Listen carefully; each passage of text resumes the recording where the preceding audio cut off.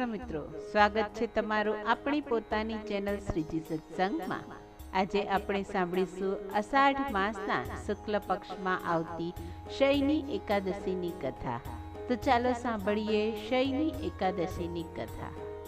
મહારાજ યુધિષ્ઠિરે ભગવાન શ્રી કૃષ્ણને પૂછ્યું કે હે કેશવ, અષાઢ માસના શુક્લ પક્ષમાં જે એકાદશી આવે છે તેનું નામ શું છે, તેની વિધિ શું છે, તે મને વિસ્તારપૂર્વક કહો। ભગવાન શ્રી કૃષ્ણએ કહ્યું કે હે રાજન, એ એકાદશીને શયની એકાદશી કહેવામાં આવે છે અને તેને દેવશયની અને દેવપોઢી એકાદશી પણ કહે છે। હું એનું વર્ણન કરું છું, તે તમે સાંભળો। એ 11 મહાપુણ્યદાયી તથા મહાપવિત્ર હોવાને લીધે સ્વર્ગ તથા મોક્ષને આપનારી છે। બધા વ્રતોમાં આ વ્રત ઉત્તમ છે, તેમજ મનુષ્યના બધા જ પાપોનો નાશ કરવા વાળું છે। વળી જે આ શયની એકાદશીનું વ્રત કરીને કમળના પુષ્પોથી કમળનયન ભગવાન શ્રી વિષ્ણુનું પૂજન કર્યું હોય છે, તેમણે ત્રણેય લોકમાં ત્રણેય સનાતન દેવતાઓનું પૂજન કર્યું હોય એ બરાબર ગણાય છે। વળી આ શયની એકાદશીને દિવસથી મારું એક સ્વરૂપ રાજા બલિને ત્યાં રહે છે અને બીજું સ્વરૂપ ક્ષીરસાગરમાં શેષનાગની સૈયા પર યોગ નિંદ્રામાં સૂઈ જ રહે છે। ત્યાર પછી હે રાજન, કાર્તિક માસની શુક્લ પક્ષની પ્રબોધની અથવા તો દેવ ઉઠી એકાદશી આવે ત્યાં સુધી તેઓ ક્ષીરસાગરમાં જ યોગ નિંદ્રામાં સૂઈ રહે છે। આમ અષાઢ સુદની શયની એકાદશીથી લઈને કાર્તિક સુદની પ્રબોધની એકાદશી સુધીનો કાળ સર્વ ધર્મોમાં ઉત્તમોત્તમ ગણાય છે। એટલે આ સમય દરમિયાન મનુષ્યએ પોતાના ધર્મનું શ્રદ્ધાપૂર્વક આચરણ કરવું જોઈએ। વળી આ સમય દરમિયાન મનુષ્ય કોઈ પણ વ્રત ખરા મનથી કરે છે તે પાવન થઈ જાય છે અને તે પરમ શ્રેષ્ઠ ગતિને પામે છે, એમાં જરા પણ સંશય નથી। એટલે દરેક મનુષ્યએ પ્રયત્નપૂર્વક આ શયની એકાદશીનું વ્રત ભક્તિભાવપૂર્વક કરવું જોઈએ, કારણ કે એના જેવું પવિત્ર અને પાપનાશક બીજું કોઈ વ્રત જ નથી। એ શયની એકાદશીના દિવસે શંખ ચક્ર ગદા અને પદ્મ ધારણ કરનારા દેવોના દેવ ભગવાન શ્રી નારાયણ ક્ષીરસાગરમાં શયન કરે છે, માટે તે દિવસે તેમનું વ્રત કરીને એમનું સંપૂર્ણ શ્રદ્ધાથી પૂજન કરવું જોઈએ અને રાત્રે ભક્તિભાવપૂર્વક જાગરણ પણ કરવું જોઈએ। એથી એ વ્રત કરનારને જે પુણ્ય પ્રાપ્ત થાય છે એની ગણતરી કરવા ચતુર્મુખ શ્રી બ્રહ્મા પણ શક્તિમાન નથી। માટે હે રાજન, આ શયની એકાદશીનું ઉત્તમ વ્રત કરનારો ચંડાલ પણ હોય તો પણ તે મને પ્રિય છે, કારણ કે શયની એકાદશીનું વ્રત સર્વ પાપોને દૂર કરનાર તથા ભોગ અને મોક્ષને આપનાર છે, એમાં કોઈ પણ જાતનો સંશય નથી। વળી એ શયની અથવા દેવપોઢી એકાદશીથી લઈને કાર્તિક માસ સુધની પ્રબોધની અથવા દેવ ઉઠી એકાદશીના ચતુર્માસ દરમિયાન જે મનુષ્ય ભગવાન વિષ્ણુ સમક્ષ ઘીનો દીવો કરી ખાખરાના પાનમાં એક જ વખત ભોજન કરીને વ્રત કરે છે તે મનુષ્ય મને અતિ પ્રિય છે।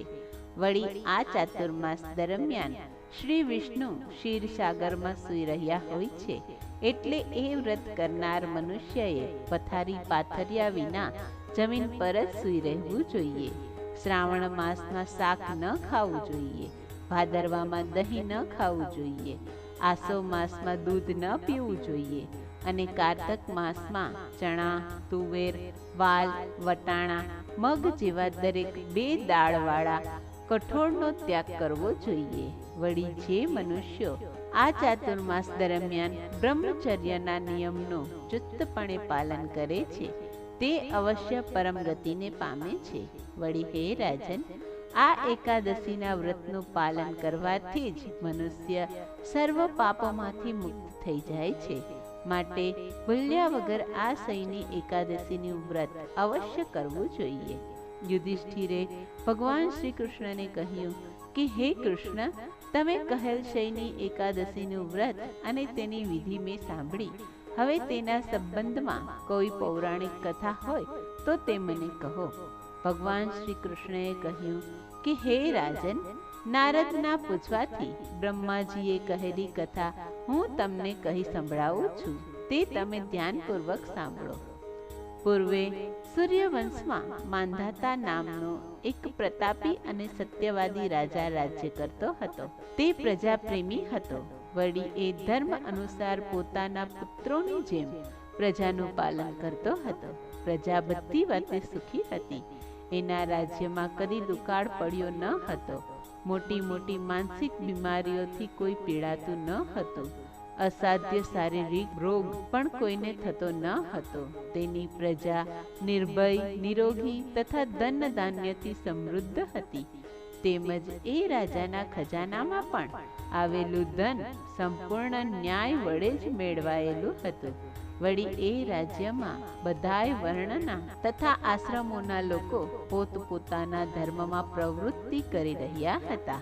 વળી એ માંધાતા રાજાના રાજ્યની ભૂમિ પણ કામધેનુ જેવી ફળ આપનારી હતી.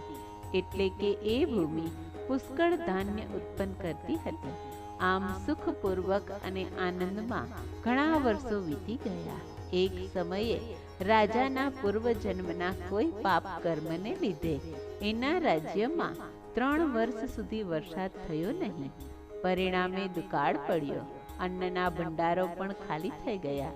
તેથી પ્રજા હવે ભૂખે મરવા લાગી હતી અને પીડાઈને દુઃખ સહન કરવા લાગી હતી. વેદોના અધ્યયનો પણ બંધ થઈ ગયા હતા. આથી પ્રજા રાજા પાસે ગઈ અને વિનંતી કરી કે હે નૃપશ્રેષ્ઠ, તમારે અમારી વાત સાંભળવી જોઈએ. પુરાણોમાં પંડિતોએ કહ્યું છે કે વરુણદેવ કૃપા કરીને મેઘવૃષ્ટિ કરે છે અને એ વરસાદથી અનાજ ઉત્પન્ન થાય છે અને અનાજથી જ પ્રજાના જીવન ટકી રહે છે. પરંતુ છેલ્લા 3 વર્ષ થયા વરસાદ થયો નથી. વરસાદ ન થવાથી અન્ન પાકતું નથી. અન્નના અભાવથી પ્રજા ભૂખથી મરણ પામે છે. માટે હે રાજા, વરસાદ થાય અને પ્રજા જીવે એવો કોઈ ઉપાય કરો. આ સાંભળી રાજાએ કહ્યું, હે મારા વહાલા પ્રજાજનો, તમારું કહેવું સાચું છે. કારણ કે અન્નને બ્રહ્મા કહેવામાં આવ્યા છે. અન્નને કારણે જ બધું ટકી રહે છે. અન્નથી જ પ્રાણી પદાર્થ ઉત્પન્ન થાય છે અને અન્નના લીધે જ જગત જીવન ધારણ કરે છે. લોકોને મોઢે આવું સાંભળવામાં આવે છે. તેમજ પુરાણોમાં પણ બહુ વિસ્તારપૂર્વક એવું વર્ણન કરેલું છે. વળી એવું પણ કહેવાય છે કે રાજાના દુરાચારથી, અધર્મથી અને તેના અત્યાચારથી પણ વરસાદ થતો નથી. એથી મારો જ કોઈ દોષ હોવો જોઈએ. એ સિવાય મારી પ્રજા આવું દુઃખ પામે નહીં.